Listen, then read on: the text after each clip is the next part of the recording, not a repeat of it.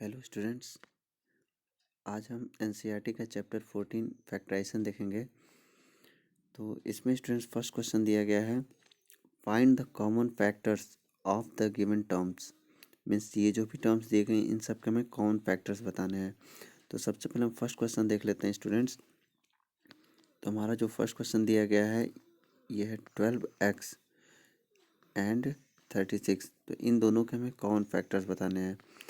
तो सबसे पहले स्टूडेंट्स हम 12 के फैक्टर्स निकाल लेते हैं। अगर हम 12 को फैक्टराइज करें तो 2 से कैंसिल होगा, 2 6 जा 12, फिर 2 से इसको कैंसिल कर सकते हैं, 2 3 जा 6 एंड 3 से कैंसिल होगा, 3 1 जा 3। तो अब हम इसको जो भी फैक्टर्स है इसके 12 के लिख लेते हैं, 2 इंटू 3।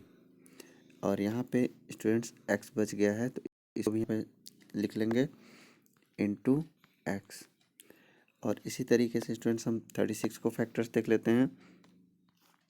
अगर हम 36 को फैक्टराइज करें तो ये 2 से कैंसिल होगा, 2 18 जा 36, ये 2 से कैंसिल होगा, 2 9 जा 18, 3 से कैंसिल होगा, 3 3 जा 9 एंड 3 से कैंसिल हो जाएगा, 3 1 जा 3। तो अब जो ये फैक्टर्स हैं 3 के, इसको भी हम नोट कर लेते हैं। यह आया है 2 इंटू 3 इंटू 3। अब इसमें कोई x नहीं है तो इसे लिखने की ज़रूरत नहीं है।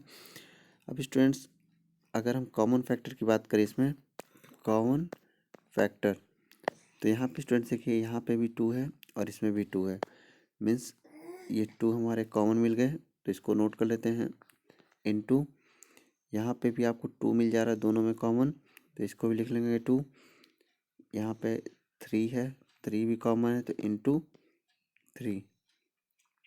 अब कोई भी चीज़ कॉमन इसमें नहीं मिल रहा है स्टूडेंट्स, यही हमारे कॉमन फैक्टर्स है। इसको मल्टीप्लाई कर ले, 2 2 जा 4, 3 जा 12, तो 12 हमारे इसके कॉमन फैक्टर्स हो जाएंगे। अब सेकंड क्वेश्चन देख लेते हैं स्टूडेंट्स।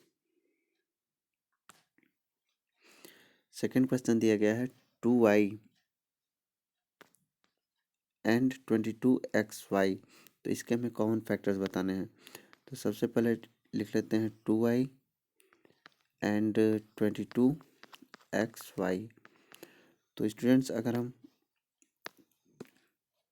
2y को फैक्टराइज करेंगे तो ये आएगा 2 इंटू वाई, और अगर 22 को फैक्टराइज करेंगे तो ये आएगा 2 into 11 into x into y. तो अगर हम इसके कॉमन फैक्टर की बात करें तो कॉमन फैक्टर इसमें हमें दिख रहा है, यहाँ पे दोनों में 2 कॉमन है और यहाँ पे आपको y कॉमन दिख रहा है दोनों में। तो 2 इंटू वाई मीन्स 2y इसके कॉमन फैक्टर्स हो गए। अब स्टूडेंट्स थर्ड क्वेश्चन देखते हैं। यहाँ थर्ड क्वेश्चन दिया गया 14 PQ and 28 P square Q square. तो 14 PQ and 28 P square Q square. तो अगर स्टूडेंट्स हम 14 को फैक्टराइज करते हैं तो 14 के फैक्टर्स आएंगे 2 into 7 into P into Q। And 28 को अगर फैक्टराइज करते हैं तो ये आएगा 2 इंटू 7 और P स्क्वायर है तो P को 2 टाइम्स लिख लेंगे, और Q भी स्क्वायर में है तो Q को भी 2 टाइम्स लिख लेंगे। अब इसमें अगर हम कॉमन फैक्टर की बात करें, इसके कॉमन फैक्टर की अगर बात करें तो यहाँ पे इसमें 2 दोनों में कॉमन दिख रहा है तो इसके कॉमन फैक्टर 2 हो जाएगा। फिर यहाँ पे 7 कॉमन फैक्टर है, 7 भी हो गया। यहाँ पे P कॉमन मिल रहा है, भी हो जाएगा। एंड यहाँ पे Q कॉमन मिल रहा है तो Q भी इसके कॉमन फैक्टर हो गए। तो ओवरऑल इसका कॉमन फैक्टर होगा 2 इंटू 7, 2 7 जा 14 PQ, 14 PQ, ये हमारा आंसर हो गया। नेक्स्ट क्वेश्चन देखते हैं स्टूडेंट्स फोर्थ। इसमें दिया गया 2x 3x स्क्वायर एंड 4। अब हमें इन तीनों में कॉमन फैक्टर देखना है। तो सबसे पहले 2x लिख लेते हैं, फिर 3x स्क्वायर एंड 4। अगर हम 2x का फैक्टर बताते हैं तो ये हो जाएगा 2x। अगर 3x का देखें तो 3 इंटू x इंटू एक्स, क्योंकि यहाँ पे 3x² है। और अगर हम 4 को फैक्टराइज करते हैं तो 4 के फैक्टर्स हो जाएंगे 2 इंटू 2। और अगर हम इसका कॉमन फैक्टर देखें स्टूडेंट्स, तो ये कॉमन फैक्टर हो जाएगा, यहाँ पे इसमें 2 है बट यहाँ पे 2 नहीं दिया गया है, यहाँ पे भी 2 है, मीन्स 2 कॉमन नहीं हो सकता क्योंकि तीनों में हमें 2 कॉमन नहीं दिख रहा है। यहाँ पे x है, यहाँ x है बट इसमें x नहीं है, मीन्स x भी कॉमन नहीं होगा। अब यहाँ पे ओवरऑल अगर हम देखते हैं तो यहाँ पे कुछ भी हमें कॉमन तीनों में नहीं दिख रहा है। तो अगर किसी भी टर्म में कोई भी कॉमन नहीं दिखता तो उसके कॉमन फैक्टर्स को हम 1 कंसीडर करते हैं, तो इसका कॉमन फैक्टर 1 हो जाएगा स्टूडेंट्स। नेक्स्ट क्वेश्चन देखते हैं, क्वेश्चन नंबर 5 में भी इसमें 3 नंबर्स दिए गए हैं, 3 टर्म्स दिए गए हैं, इनका हमें फैक्टर्स बताने हैं। तो फर्स्ट है 6ABC, सेकेंड है 24AB² एंड थर्ड है 12A²B।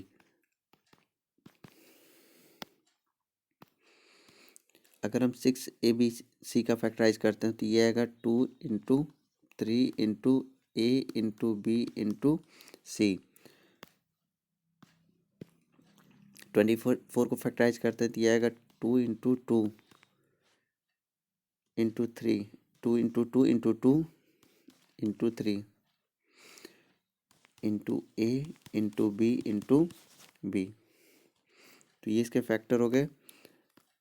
और अगर हम थर्ड फैक्टर देखते हैं 12A² का, तो यहाँ पे आ जाएगा 2 इंटू 2 इंटू 3 इंटू ए पर स्क्वायर है तो ए इंटू ए हो जाएगा और बी है तो बी हो जाएगा। अब अगर हम इसके कॉमन फैक्टर की बात करें स्टूडेंट्स, तो ये कॉमन फैक्टर इन तीनों में देखिए कॉमन, यहाँ पे भी 2 है, यहाँ भी 2 है, यहाँ भी 2 है, मीन्स यहाँ पे हमें 2 जो है ये तीनों में मिल जा रहा है, तो ये 2 कॉमन फैक्टर हो गया। अभी स्टूडेंट्स यहाँ पे 3 है, यहाँ भी 3 है और यहाँ भी 3 है, मीन्स हमें 3 भी कॉमन मिल गया। इसमें भी ए दिया गया है, यहाँ भी ए है और यहाँ पर भी, इन तीनों में ए कॉमन दिख रहा है तो ए भी कॉमन हो गया। यहाँ पे भी बी दिया गया, यहाँ भी बी है और इसमें भी बी है, मीन्स यहाँ पे बी भी कॉमन फैक्टर में आ जाएगा। अब स्टूडेंट्स इसमें यहाँ पे अगर इसकी बात करें तो यहाँ पे सी है बट इसमें और इसमें सी नहीं दिया गया, मीन्स कॉमन फैक्टर में सी नहीं आएगा। तो यही हमारा आंसर हो जाएगा स्टूडेंट्स 2 3 जा 6AB। तो 6AB हमारा कॉमन फैक्टर हो गया। नेक्स्ट क्वेश्चन देखते हैं 6। इसमें भी 3 टर्म्स दिए गए हैं स्टूडेंट्स, इनके हमें कॉमन फैक्टर्स बताने हैं। तो फर्स्ट है 16x³ सेकेंड है -4x² एंड थर्ड दिया गया है 32x। तो अगर स्टूडेंट्स हम फर्स्ट का कॉमन फैक्टर देखते हैं 16x³ का, तो ये आ जाएगा 2 इंटू 2 इंटू 2 इंटू 2। तो 2 2 जा 4 2 जा 8 2 जा 16 होता है, इंटू x³ है तो x को 3 टाइम्स मल्टीप्लाई कर लेंगे।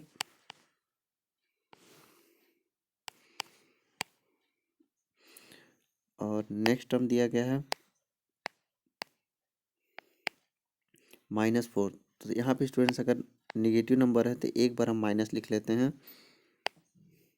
-2 into 2 into x into x. और अगर 32 को देखते हैं स्टूडेंट्स तो 32 के फैक्टर्स हो जाएंगे हमारे 2 into 2 into 2 into 2 into 2, means 2 to the power 5 इसका फैक्टर होता है 32 का, और x बच गया तो इंटू एक्स हो जाएगा।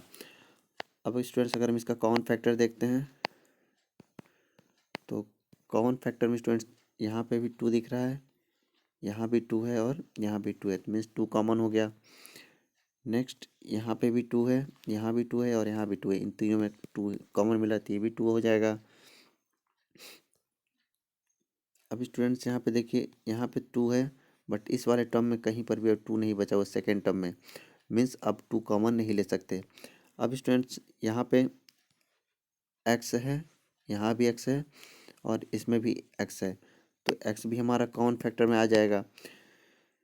बट अब यहाँ पे x तो दिया गया है, इसमें भी x है बट इसमें x कोई भी x प्रेजेंट नहीं है।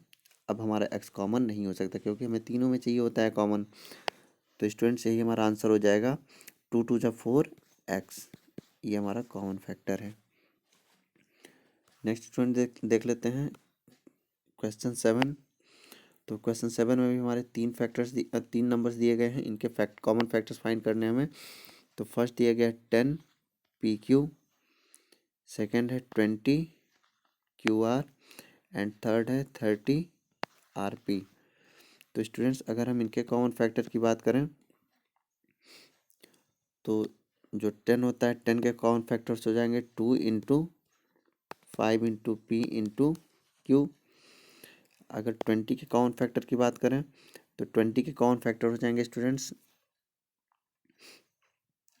2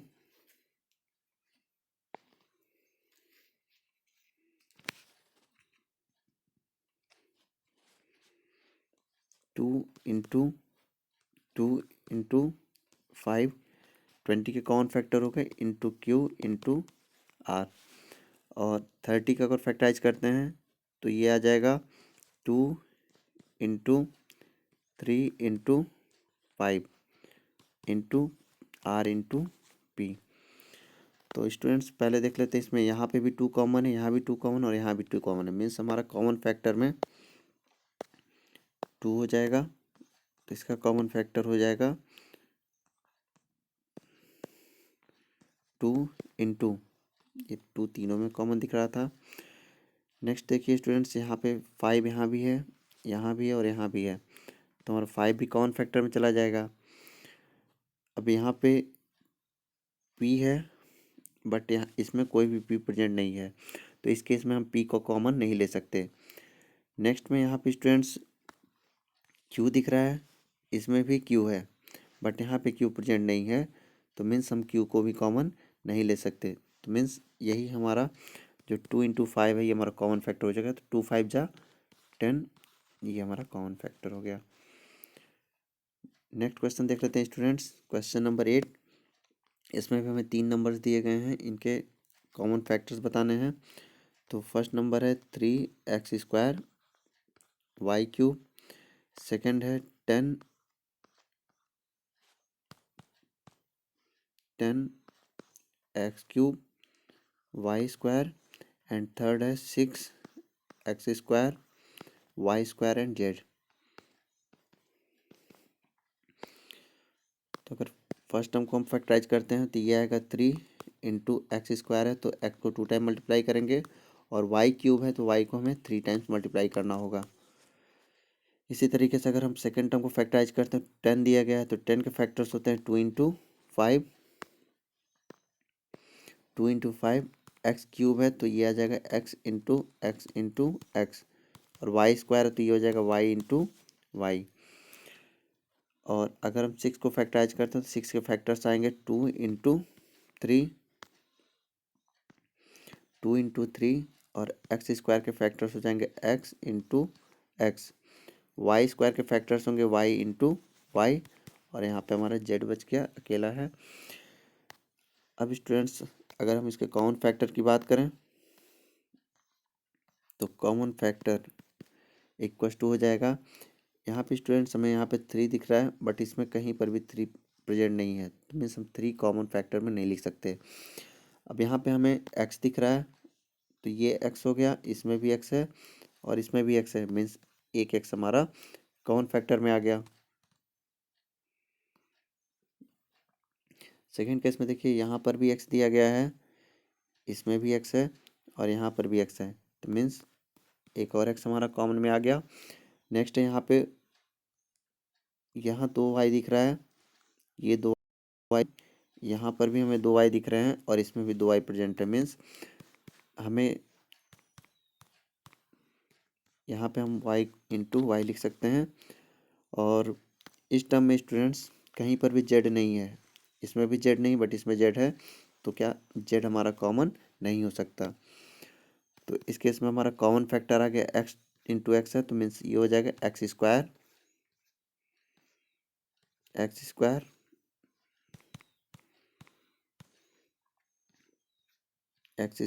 एंड y 2 टाइम्स है तो y², ये हमारा कॉमन फैक्टर हो गया। तो स्टूडेंट्स अब हम सेकेंड क्वेश्चन देखते हैं इसका।